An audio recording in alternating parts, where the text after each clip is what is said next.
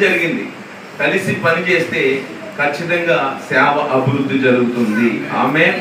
కనుక ప్రియమైన బిడ్డ, వాక్ టుగెదర్ రెండోది, వర్క్ టుగెదర్ మూడోది, వర్షిప్ టుగెదర్. కలిసి ఆరాధన చేయాలి. స్తోత్రం.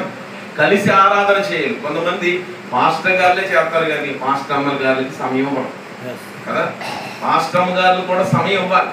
వాళ్ళు కూడా కలిసి ఆరాధన చేస్తే అనేక మంది ఆత్మతో నింపబడతారు. కలిసి ఆరాధన చేయాలి. Walk together, work together, worship together.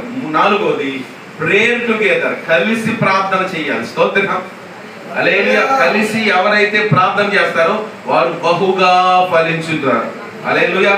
కలిసి ప్రార్థన చేయాలి. మాకు ఏ సమస్యలు వచ్చినా, మాకు ఏమి అక్కరతలు వచ్చినా ఎవరికి చెప్పము, పరలోకపు తండ్రికి చెప్పుకుంటాం. స్తోత్రం.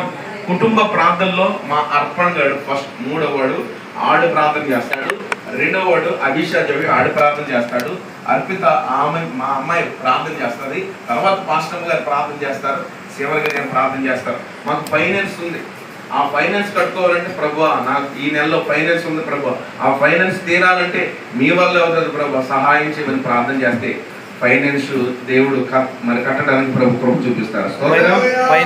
తర్వాత రెండవదిగా మేము ఎప్పుడు మరి కరెంట్ బిల్లు కోసం ప్రార్థన చేస్తాం.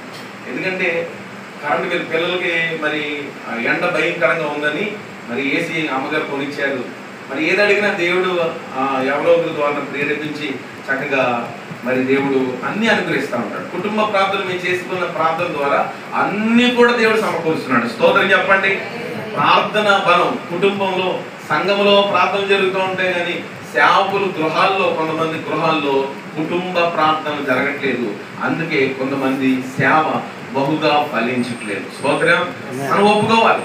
కుటుంబ ప్రార్థన ఖచ్చితంగా. నేను లేకపోయినా, నేను సేవకు ఎక్కడికి వెళ్ళిపోయినా మా పాస్టర్ గారు ఏం చేస్తారు తెలుసా, పిల్లలు వేసుకుని ప్రార్థన చేస్తారు. ఒకవేళ పిల్లలు పడుకున్నారా ఆమెనా కానీ ప్రార్థన చేస్తారు. దేవునికి స్తోత్రం. కుటుంబ ప్రార్థన. Walk together. కలిసి నడవాలి, కలిసి పని చేయాలి, కలిసి ఆరాధన చేయాలి. నాలుగోది కలిసి ప్రార్థన చేయాలి. ఆ కుటుంబంలో ఏ కుటుంబంలో ప్రార్థన ఉంటుందో ఆ కుటుంబంగా బహుగా ఫలిస్తుంది. మన ప్రియులు దైవజనులు బర్నబాస్ గారు, అలాగే స్వాతి గారు, ఋతు గారిని ప్రభు దీవించి ఆశీర్వదించును గాక.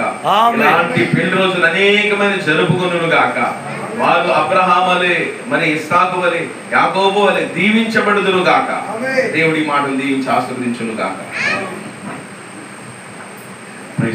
చక్కని శ్రేష్టమైన మాటలు, సంయోచితమైన సందర్భానుసారమైన మాటలు